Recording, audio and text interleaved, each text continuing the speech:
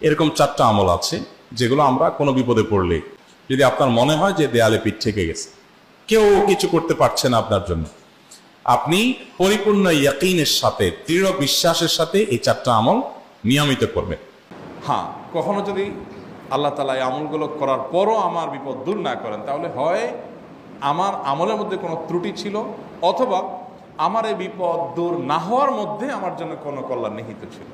আল্লাহ তাআলা আমার দোয়া কবুল করে যে উপকার হতো তার চাইতে বেটার কিছু হয়তো আমাকে দিবেন, এই ইয়াকিন একজন ইমানদারের থাকবে। সেই 4টা আমলের 1 নম্বর হলো ইস্তেগফারের আমল। ইস্তেগফার, আপনি ফেসে গেছেন কোনো জায়গায়, কোনো উপায় পাচ্ছেন না, আপনি ইস্তেগফার করতে থাকেন। আস্তাগফিরুল্লাহ ওয়া আতুবু ইলাইহি, আস্তাগফিরুল্লাহ ওয়া আতুবু ইলাইহি, আস্তাগফিরুল্লাহ ওয়া আতুবু ইলাইহি, আস্তাগফিরুল্লাহ, আস্তাগফিরুল্লাহ, আস্তাগফিরুল্লাহাল্লাযী লা ইলাহা ইল্লা হুয়াল হাইয়ুল কাইয়্যুম ওয়া আতুবু ইলাইহি ওয়া লা হাওলা ওয়া লা কুওয়াতা ইল্লা বিল্লাহ। اللهم أنت ربي لا إله إلا أنت خلقتني وأنا عبدك وأنا على عهدك ووعدك ما استطعت أعوذ بك من شر ما صنعت أبوء لك بنعمتك علي وأبوء لك بذنبي فاغفر لي فإنه لا يغفر الذنوب إلا أنت سيد الاستغفار। এভাবে যে কোনো ইস্তেগফার করতে থাকেন, আপনি বেশি বেশি করে আল্লাহর কাছে ইস্তেগফার ক্ষমা প্রার্থনা করতে থাকেন, খুব বেশি, সারাক্ষণ সে ইস্তেগফার করবে।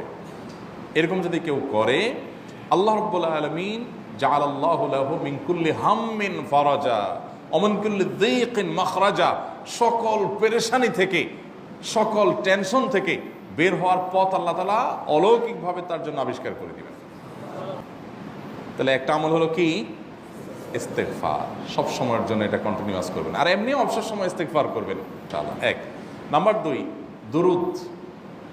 নবী করিম সাল্লাল্লাহু আলাইহি সাল্লামের প্রতি দুরুদ পাঠ করা, এটা যদি আপনি নিয়মিত করতে থাকেন মহব্বতের সাথে, আল্লাহুম্মা সাল্লি আলা মুহাম্মদ ওয়া আলা আলি মুহাম্মদ কামা সাল্লাইতা আলা ইব্রাহিম ওয়া আলা আলি ইব্রাহিম ইন্নাকা হামিদুম মাজিদ, আল্লাহুম্মা বারিক আলা মুহাম্মদ ওয়া আলা আলি মুহাম্মদ কামা বারাকতা আলা ইব্রাহিম ওয়া আলা আলি ইব্রাহিম ইন্নাকা হামিদুম মাজিদ।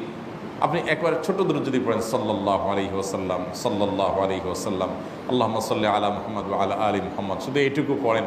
আপনি এভাবে যেই কোনো দুরূদ নবী করিম সাল্লাল্লাহু আলাইহি ওয়াসাল্লামের প্রতি যদি পড়েন এবং পড়তে থাকেন অনবরত, ইস্তেগফারের পাশাপাশি দুরূদটা, দুরূদের ক্ষেত্রে নবী করিম সাল্লাল্লাহু আলাইহি ওয়াসাল্লাম বলেছেন যে এইটা তোমার জন্য যথেষ্ট হয়ে যাবে। তাহলে 2টা আমল হলো, ইস্তেগফার আর দুরূদ। 3 নম্বর আরেকটা আমল হলো দোয়া ইউনুস।